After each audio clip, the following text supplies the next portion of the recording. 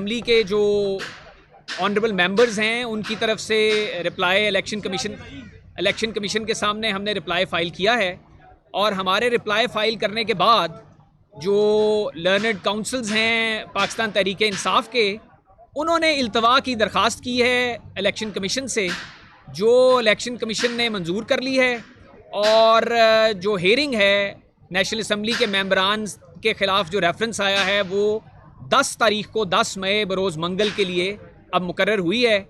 और उसमें पीटीआई अगर कोई रिजॉइंडर फ़ाइल करना चाहते हैं तो वो रिजॉइंडर फ़ाइल करेंगे इन रिस्पॉन्स टू जो रिप्लाई आज हमने फ़ाइल किया है। अब जो रिप्लाई हमने फ़ाइल किया है मैं चीदा कुछ चीज़ें आपको उसमें बता देता हूँ।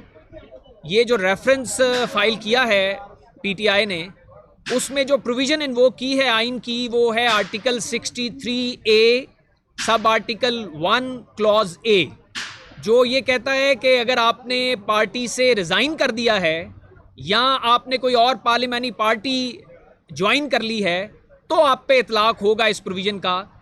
इस केस में दोनों ही सूरतें नहीं हैं, ना तो कोई किसी ऑनरेबल मेंबर ने रिज़ाइन किया है पार्लियामेंट्री पार्टी से और ना कोई और पार्टी ज्वाइन की है। इस बाबत कानून वाज़े है, ऑनरेबल सुप्रीम कोर्ट ये तय कर चुकी है आयशा गुलालाए केस में कि ये जो मीडिया टॉक्स हैं या जो कोई स्टेटमेंट्स हैं, जब तक ये ट्रांसफॉर्म ना हो एक रेजिग्नेशन की सूरत में, तब तक उस मेंबर को आप ये नहीं कह सकते कि उसने रिज़ाइन कर दिया है।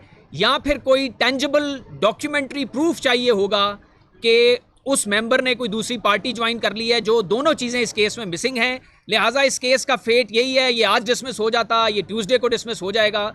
ये एक प्रोपेगेंडा है इन ऑनरेबल मेंबर्स के against which will meet its ultimate fate of dismissal very soon. Sir PTI वाले ये कह रहे हैं क्योंकि जो मुनरिफ अराकीन हैं उनकी सपोर्ट पाकिस्तान मुस्लिम लीग नून का लॉयर फोरम का, उनका इतराज़ भी ये था।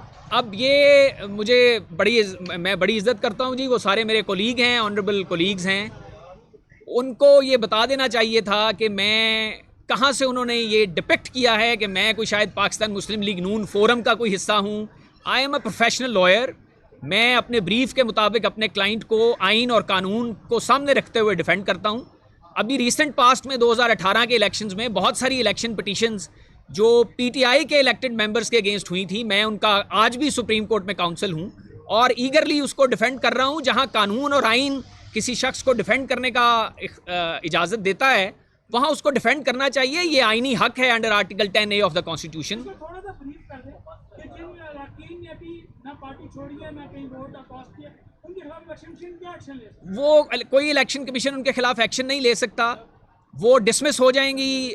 रेफरेंस जो हैं वो declaration will be rejected and वो सुरखरू होंगे इंशाल्लाह वो तमाम मेंबरान जिनके अगेंस्ट ये सारा प्रोपेगेंडा किया गया है।